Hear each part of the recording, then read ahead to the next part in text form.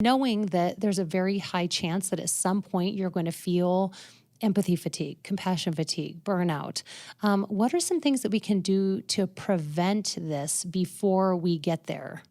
There's lots of layers to answering that question. One that I'll really advocate for is that organizational support.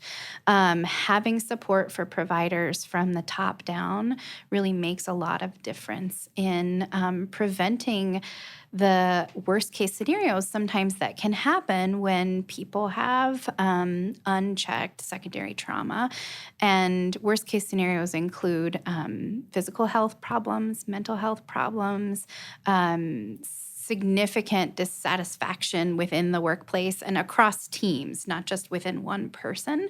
So when organizations can support either conversations about secondary trauma or permission to struggle sometimes, and an authenticity and a vulnerability on the part of their providers, that makes a huge difference. That organizations aren't sending the message that when you show up to work, you have to zip up everything else that you're experiencing in order to be a quote unquote good provider.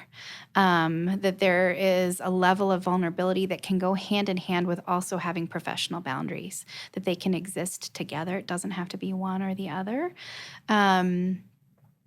One thing that I do is help organizations become more, we use different terms depending on the organization, but more trauma-informed or more reflective in nature, those kinds, or create a wellness program.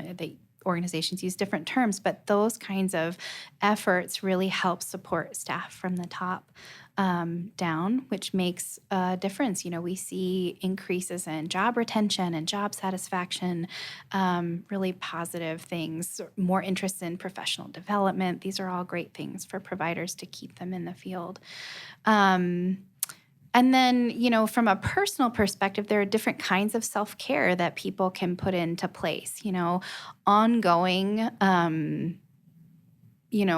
things like eating well and taking breaks in my day and paying attention to how I schedule appointments and who I schedule at the beginning of my day versus who I schedule at the end of my day. Am I going to the bathroom? Am I doing some of those basic kinds of things that I know a lot of providers will not prioritize for one reason or another? And so those are more like daily routines, but then there are also extra things, sort of next level up, that providers can do in terms of like how they schedule time off. A mentor of mine always used to say, have the next vacation scheduled when you just did the current vacation, before you come back, have the next vacation scheduled so that there was something to look forward to.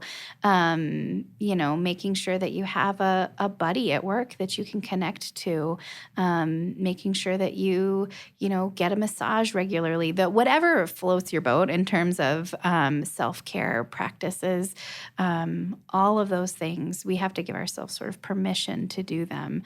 Often we'll prioritize everything else. And we hear a lot from providers too, like, oh my gosh, if I hear one more person talk to me about self-care, I think I'm going to like scream. And we sort of lovingly and jokingly say, I'm sorry, we're still going to talk about it. You can scream, go for it. But it's still really important to keep those conversations in the air when we're dealing with professional burnout. Yeah, and I love that you hear that, just basically, working with different organizations on those kind of wellness. And, I have a friend who's a nurse practitioner, and she's a psychiatric nurse practitioner.